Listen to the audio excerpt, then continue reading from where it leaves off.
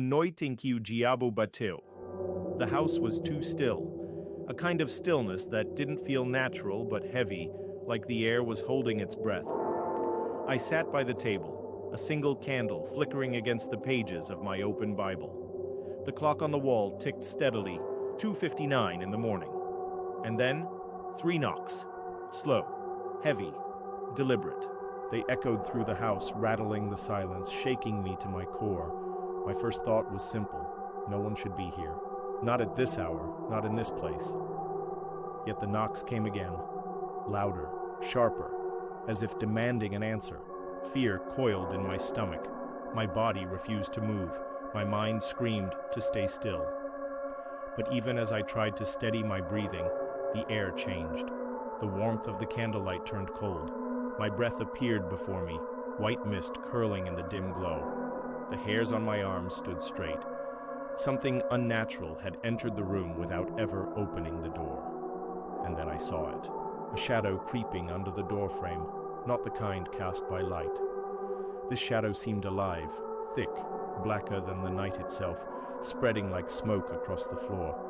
It slid toward me, silent, suffocating. And then came the voice, not spoken aloud, not heard with ears.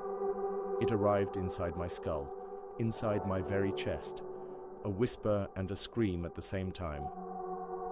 You belong to me. My heart slammed against my ribs. Terror gripped me, but in the corner of my soul a fragment of truth stirred. Words learned long ago, prayers buried but not forgotten, rose to the surface. Desperation forced my knees to the ground. My lips cracked open, trembling, but the words came out anyway. The Lord is my refuge, my fortress, my God, in whom I trust. The shadow hissed. The air trembled. It recoiled as if struck by an unseen hand. Rage filled the silence. My voice grew louder, fueled not by my strength, but by the memory of promises older than fear.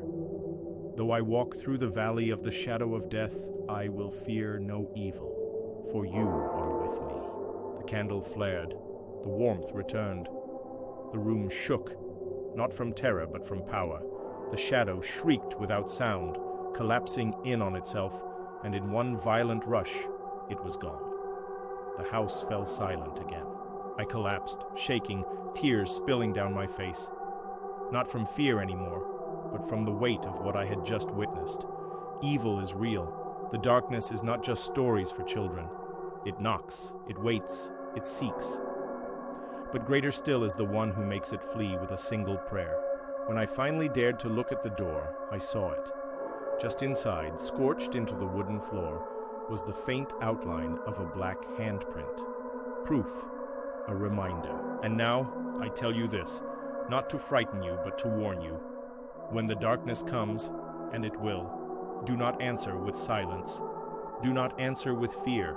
Stand, pray. Because one whispered prayer in the name of the Lord carries more weight than all the shadows that hunt in the night.